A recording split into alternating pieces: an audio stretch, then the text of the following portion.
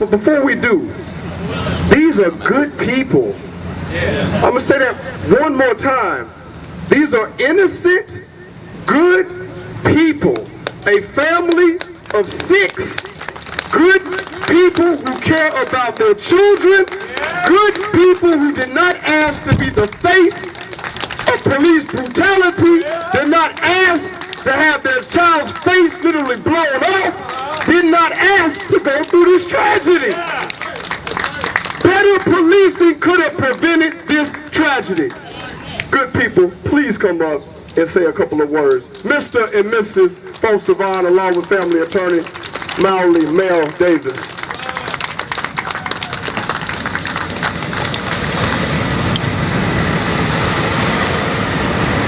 You know, I've been doing this for some time now. And we've got a little baby over there. I want to acknowledge her, little Ajale. That's Ariston Wader's daughter. And little Ajale, her beautiful self, is going to have a different experience tomorrow because of some police in Union City. Come on, sweetie.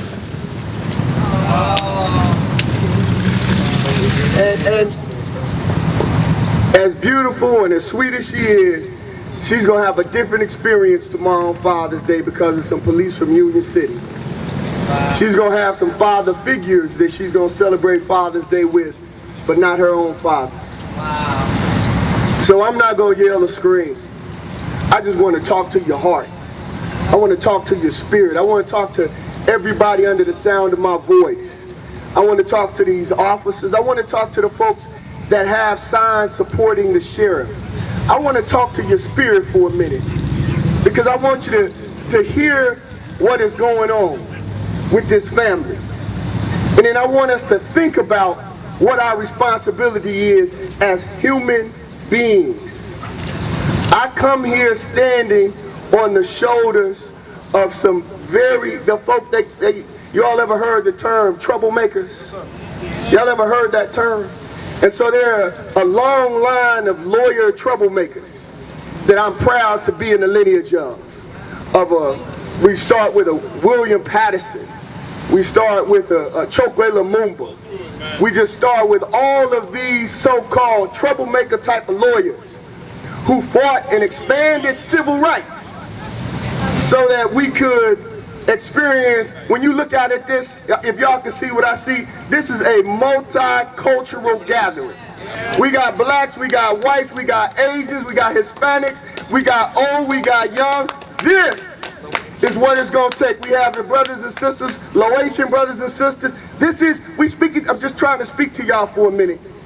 I want us to get this.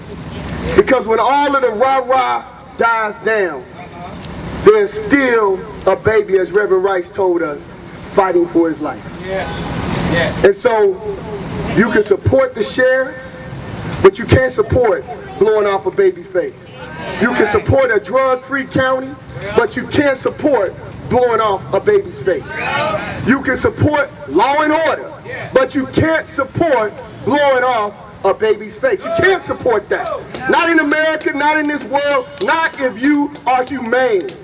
Not if humanity runs through your veins. You can't do it. You can drive around in the truck, honking and doing all you want to, but you still can't support the blowing off of a baby's face. You can't do it. Keep honking, but you can't do it. You won't ever be right. History will always judge you and condemn you and condemn your actions and condemn your support for those actions always. We're standing on the right side of history today. We're standing with this family because what happened to them is wrong. It's not wrong. I'm not just talking legally wrong. It's morally wrong. It's morally corrupt. It's morally sick. That's what we're talking about. That's why we took my son out of his basketball game and I drove here. Not because it's a law thing. We're not in a court of law. But we come from this lineage of troublemaking lawyers that believe that we can agitate to the point that we can get something changed. So I just want to thank you all for your witness. Because you're here, you're a witness. Because you're present, you're a witness. Whether you came from down the street or from Atlanta, you are a witness. What you're about to hear, who you're about to hear from, is nothing short in my mind of a miracle. Well, that's it. Y'all gotta hear this now. Yes.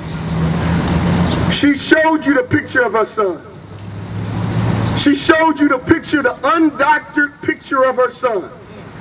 Not after reconstruction. What she saw when she got to Grady. What the paramedics saw when they jumped and ran him to Grady Hospital all the way from up here. Can y'all understand the significance of his injuries? He had to be from here, from Cornelia. They need to keep fighting on for just a minute. Keep clapping just a little bit longer, because they can talk about politics, but this is a family in pain, but with courage. In pain, but with courage. Let me just hear you say courage. Courage. Courage. Courage. Listen. I want to start by saying thank you everybody who has come here to help support us and our family. As much anger and hurt and rage as I feel right now, I understand this is not the time and place. But I do want to say to everybody, including the officers, that they couldn't possibly imagine how much pain and horror that is going through our hearts and our souls right now, trying to have to be strong, not only for our son that's fighting for his life, but is for our 3 little girls as well, who are terrified now to even go by the police or to go to sleep at night, because they don't know if they're going to wake up in the morning. They don't know if they're going to see their brother again. For everybody who is a parent or a grandparent or an aunt or uncle or anybody who has been touched by little kids, imagine putting yourself in this position, including the officers that were there that night, knowing that they can go home to their family and their kids are safe in bed. My husband and I, our family, we don't do drugs, we don't even drink. Our life revolves around our kids. We work 16-hour days. My husband works 24 hours a day, staying home taking care of the children so we don't have to put them in daycare, because they are our children and we want to take care of them. We don't ask anybody to take care of our kids. They are our children and we will protect them from anything. This fight is not over. I will have justice. We will have justice for our son, and we will have it now. Don't stop. Don't stop. Let this family know. Let this family know. Let this family know.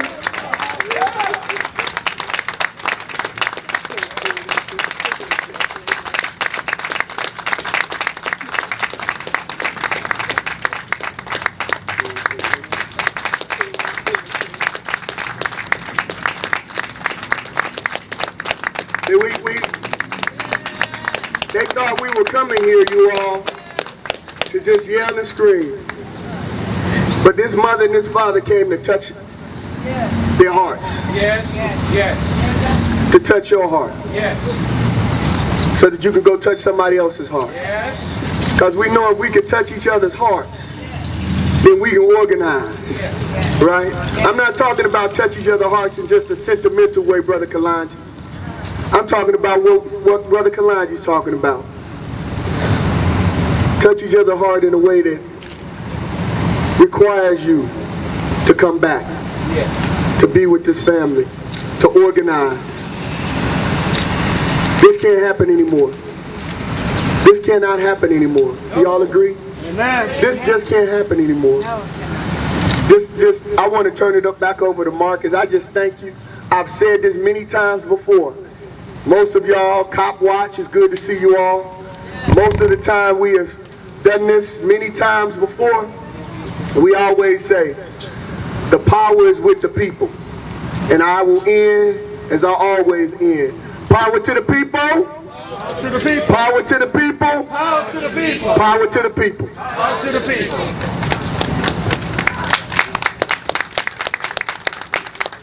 We're going to hear from the father. thank you to everybody for coming and support us, and everybody that needs support like us. Thank you very much for coming out here. You all keep clapping and give it up for this family one more time, and give it up for Atty. Mawuli Mel Davis. I don't mean give it up as a celebratory, give it up for the fighting, for the struggle, for the strength.